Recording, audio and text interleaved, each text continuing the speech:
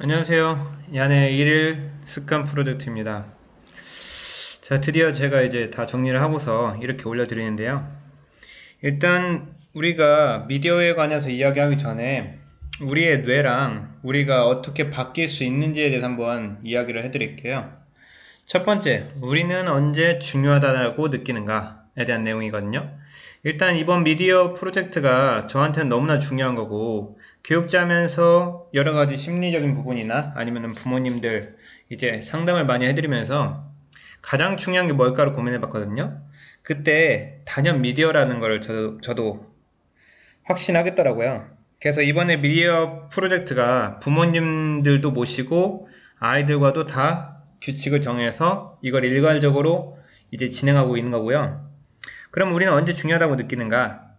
우리에게는 무언가를 중요하다고 느낄 때 그것을 최우선으로 생각하고요, 일단은. 근데 대부분의 사람들은 이렇게 생각해요. 그 중요하다는 것은 문제가 닥치면 해결을 하고, 그리고 발등에 불이 떨어졌을 때 하지만 대체적으로 그때는 늦잖아요. 그래서 많은 부모님들께서도 후회하시는 부분이 많을 겁니다. 그래서 과거에 만약에 우리 아이가 휴대폰을 처음 잡았을 때 내가 그 규칙을 마련하고 내가 그 규칙을 끝까지 잘 밀고 나갔었으면 얼마나 좋았을까에 대해서 후회를 하실 거라고 생각하고요. 근데 그것이 우리가 지금 이 프로젝트를 중요하다고 생각해야 될 이유입니다. 그래서 우리가 중요하다고 생각하고 그것을 최우선이라고 생각하면 우리는 꼭 지키려고 할 거예요. 그래서 어렸을 때부터 이제 휴대폰을 잡았던 아이가 있겠고, 그리고 이제 초등학교 때도 많이 잡게 되잖아요. 그래서 아이들 눈이 나빠지는 거에 대해서 걱정하시는 부모님도 계시고요. 그리고 이제 초등학교를 넘어서 초등학교 고학년, 초등학교 5학년, 6학년, 그리고 이제 중고등학교에 돼가지고 지금 많은 고민들이 있으시잖아요. 근데 여기서 끝나는 게 아니라 20살에도 이어지고요. 그리고 아시다시피 40살에도 이어집니다.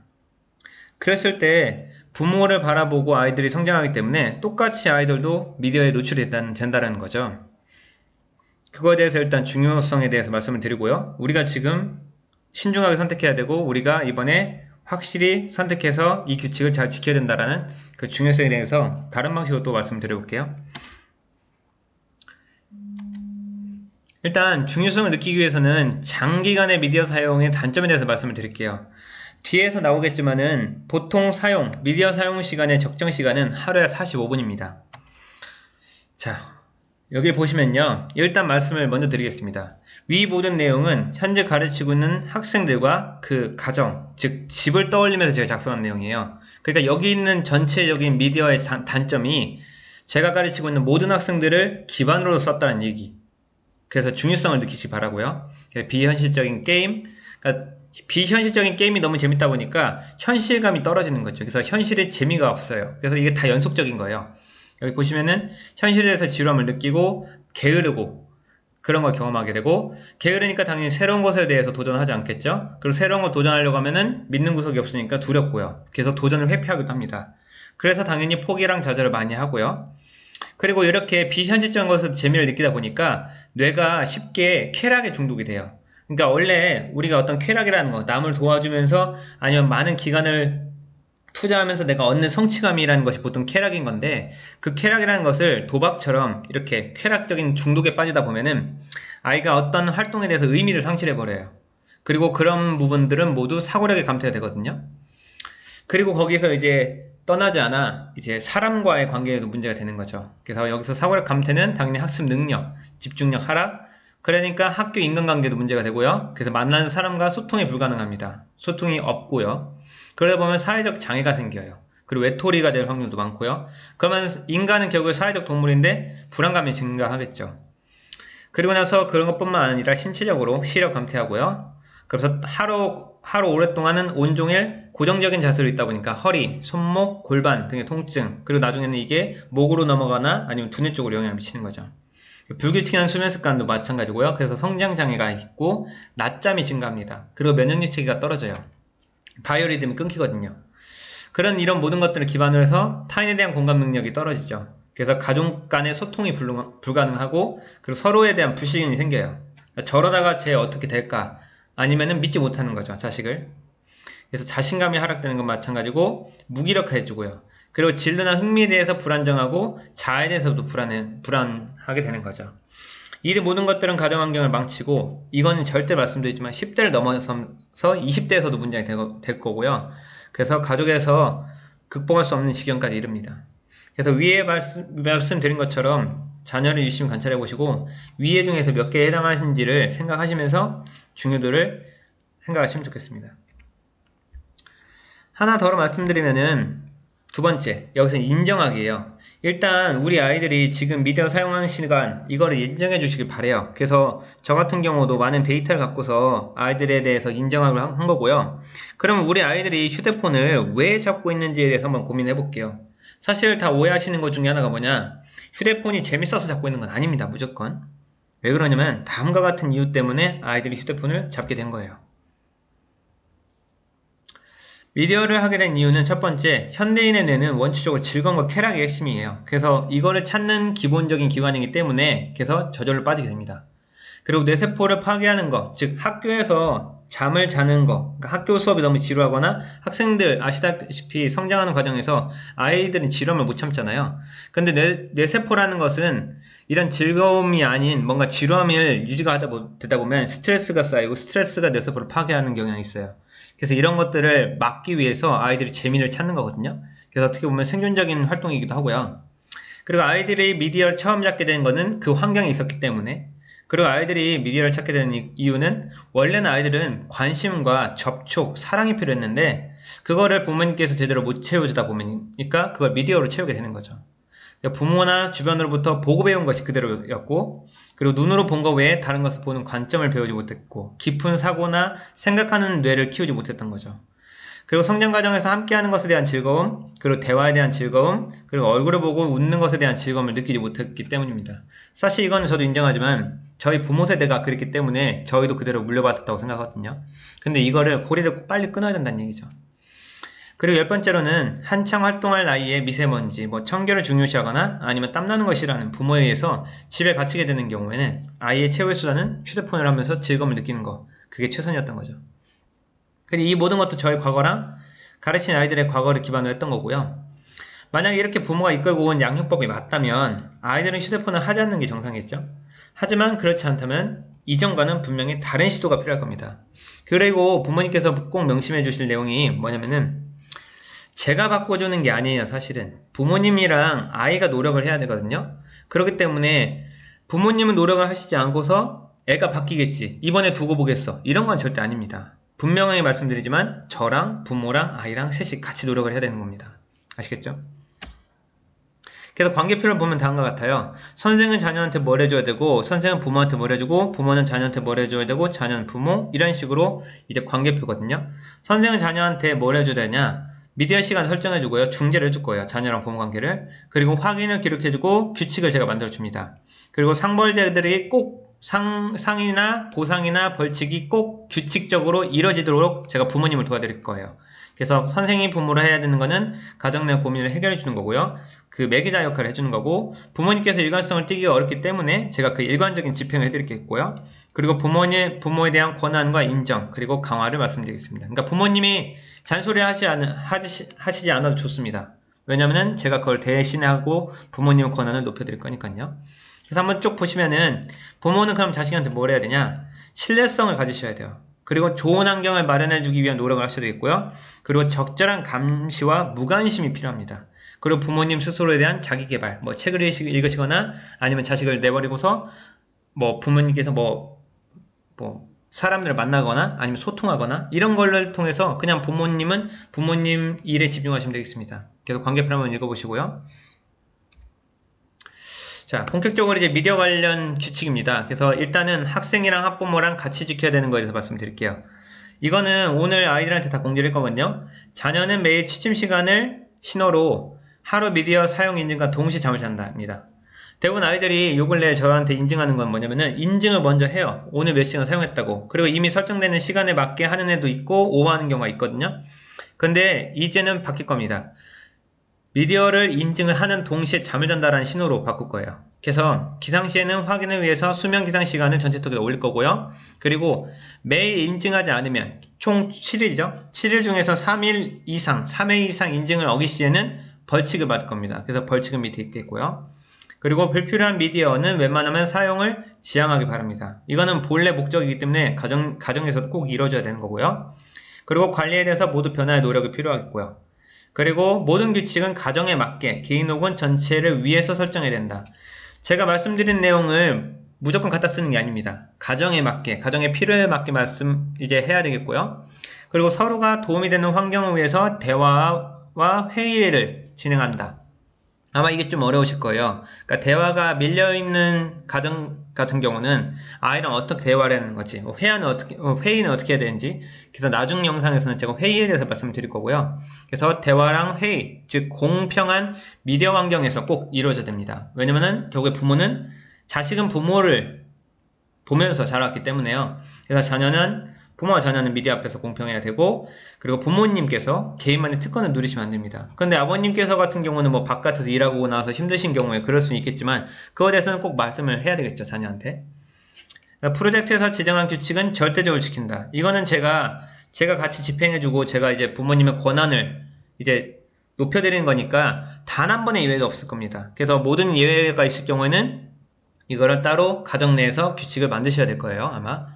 그래서 총 미디어 시간은 사용하는 모든 앱을 포함하고요. 그리고 가정, 즉 외, 차 안이나 여행이나 외부 활동에서 발생할 수 있는 요소랑 그에 따른 규칙을 한번 생각해 보시면 좋겠습니다. 그래서 이거랑 관련돼서 만약에 자녀랑 싸운 적이 있다, 이런 걸 생각해 보시는 게 좋겠죠.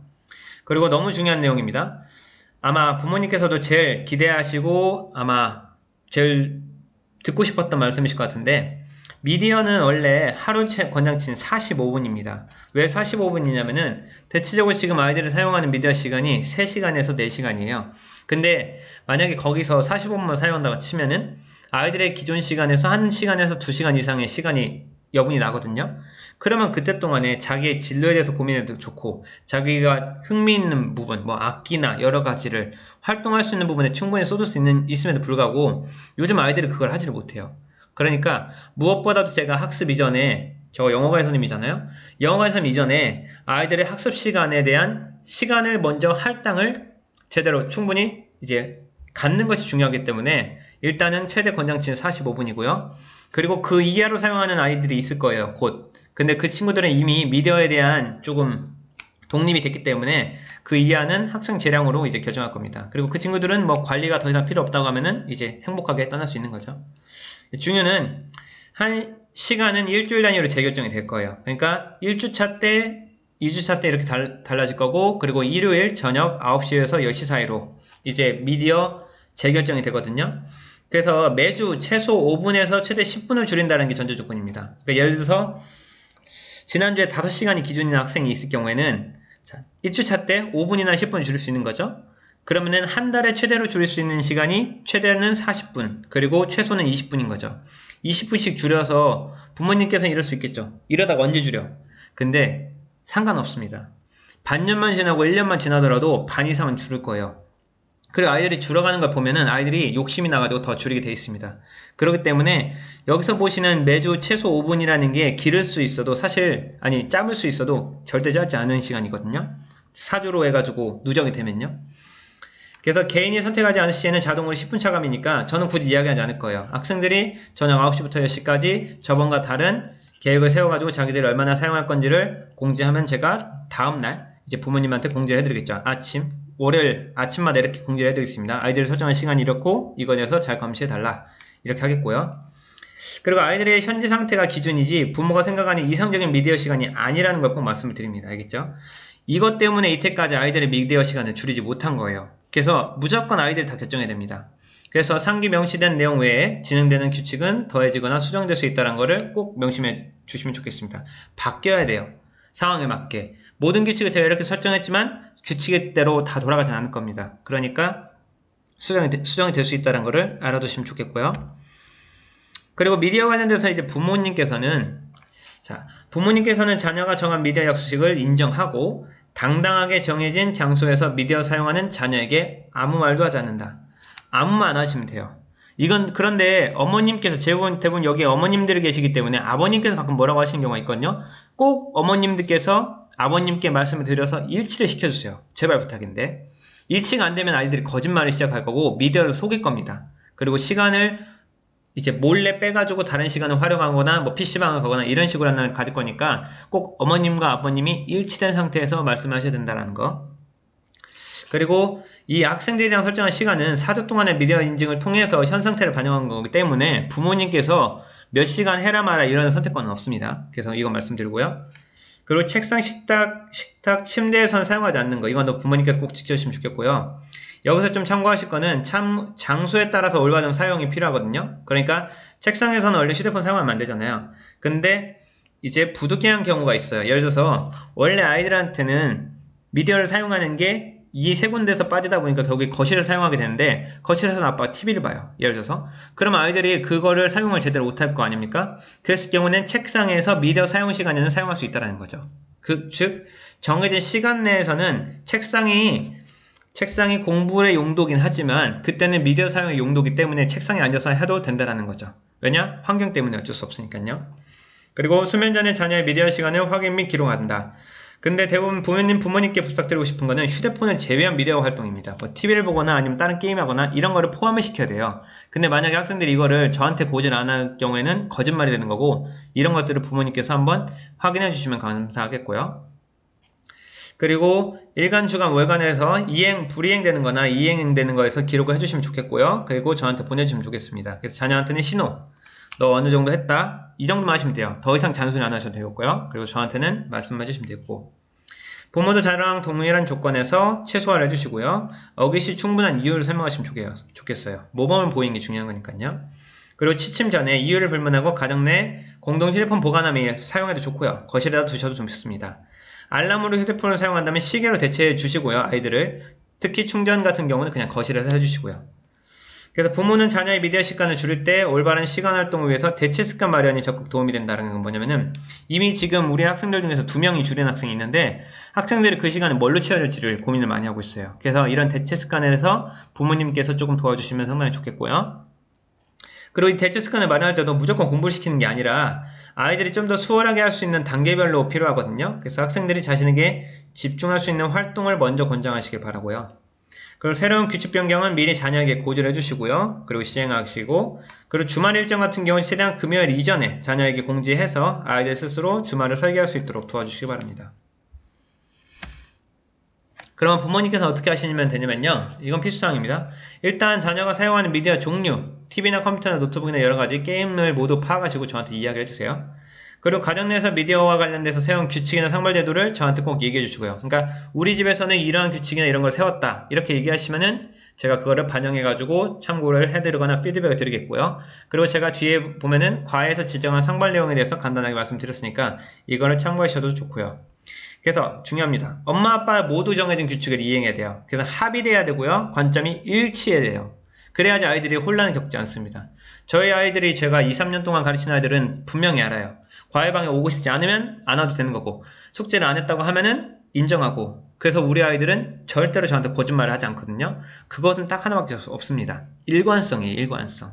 근데 부모님께서 아직 여러가지 상황 때문에 그리고 내 자식이다 보니까 일관성을 취하기가 너무 어렵기 때문에 이때까지 여러가지 문제가 발생된 거거든요. 그런데 이번 미디어 같은 경우는 저를 기반으로 해서 하시기 때문에 일관성만 유지하시면 됩니다. 그리고 미디어 사용은 분명히 구분점이 있어요. 그래서 미디어 소비라는 거는 아이들이 평소에 하는 거고요. 미디어 창조랑 소통 같은 경우는 타인이랑 소통을 위해서 친구들과 뭔가 여러 가지 하기 위한 근데 과도한 부분에서는 습관이 수정이 될 필요가 있겠지만 소통이랑 창조 특히 뭐 그림을 그린다거나 아니면은 그걸 춤을 하기 위해서 자기의 기술 학생이랑 관련된 연습 그리고 복합적인 문제 해결 이런 창작 활동을 위해서의 창조랑 소통은 미디어의 소비에 포함되지 않습니다. 그래서 이거는 따로 구분해야 되겠고요. 그리고 과외방에서 설정한 규칙, 약속 시간을 잘 이행하는지 관찰만 하시면 되고요. 그리고 과외에서도 다 기록이랑 관리를 하고 있습니다. 그리고 지키고 있는 부분과 지키지 않는 부분에 대해서 시간 날짜를 세세하게 기록해 주시면 좋고 그리고 선생님한테 얘기해 주시고요. 그 지켰을 시 사용할 수 있는 스티커나 이런 것들을 아이들이랑 뭐 문방구나 아니면 제가 저번에 드렸던 그런 것들 상황판에 붙여서 고지를 하고요. 눈에 잘 보이는데 두시면 좋겠고요. 그리고 상벌은 무엇을 설정할지 가족끼리 동등한 위치에서 고민이랑 결정을 해야 되고요. 이것 또한 제가 이제 설정해 놓은 걸 참고하시면 되겠습니다. 그래서 미디어랑 관련해서 벌칙 설정입니다. 벌칙 설정은 이렇게 나눠봤습니다. 그때 미리 말씀드리면 벌칙 설정 시 기준은 자녀가 벌로 인식하는 게 제일 중요하고요. 그래서 아이들이 자기들이 해도 뭔가 별로 혜택, 아니 뭐 불이익이 없는 것 같아요. 그러면 안 되잖아요. 그래서 일단은 벌로 인식해야만 좋겠지만 초기다 보니까 초기 설정에서는 벌칙이지만 자녀랑 가정에 도움이 되는 걸로 설정하는 게 좋아요. 그리고 벌칙은 여러 가지 분야를 거쳐서 할 수 있고요. 그리고 벌칙을 결정할 때는 아이들이랑 꼭 합의를 보셔야 됩니다. 그리고 저한테 꼭 이야기해 주세요. 이런 건 분류는 일상적, 식단적으로, 그리고 휴대폰, 관계, 학습적, 자아적 이런 건데 자아 같은 경우는 이거는 벌칙에 해당하지 않고요. 제가 그냥 적어놓은 거고요. 학습적인 부분에서는 이렇게 부모가 일정을 짜준다. 이런 게 아마 제일 안 좋은 걸 거예요. 학생들이. 그리고 관계적인 부분이 좀 셉니다. 관계적 부분이랑 휴대폰적인 부분, 그리고 식단적인 부분도 마찬가지고요. 그래서 벌칙 같은 건 이렇게 한번 확인해 봤고요. 그래서 한번 참고하시고요. 제가 이건 따로 이제 사진으로 보내드리겠습니다. 그리고 보상도 마찬가지입니다. 보상 같은 경우도 이렇게 제가 정리를 해봤고요. 보상도 똑같습니다. 자녀가 보상으로 인식할 만한 것을 하는 게 좋겠고요. 그리고 자녀뿐만 아니라 가정에 도움이 되는 거. 그리고 보상은 너무 많은 걸 대단하게 생각하실 필요 없어요. 물질적인 보상이 아닙니다. 대체적으로. 여기서 용돈 인상 이 정도는 되겠죠. 그쵸? 그리고 먹고 싶은 음식 만들어주기, 휴대폰은 자체적으로 아이한테 조금 휴대폰을 일시적으로 증가시켜주는 거. 이런 거는 아이들한테 큰 보상이죠. 근데 가만 보시면은 원래 아이들이 당연하게 사용했던 건데 지금은 아이들이 이걸 보상으로 받고 있다고 생각하시면 돼요. 그래서 보상은 기존에 당연하게 생각했던 것을 새로운 의미로 전달할 수 있는 거. 이런 거라고 하면 충분합니다.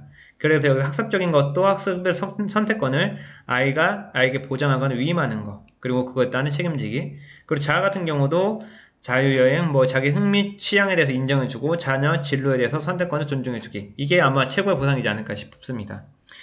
이렇게 해가지고 제가 프로젝트에 대해서 간단히 말씀드렸고요. 이거랑 관련돼서 문의 있으신 분들은 개인적으로 전화를 주시거나 아니면 카톡을 이용해 주시기 바랍니다.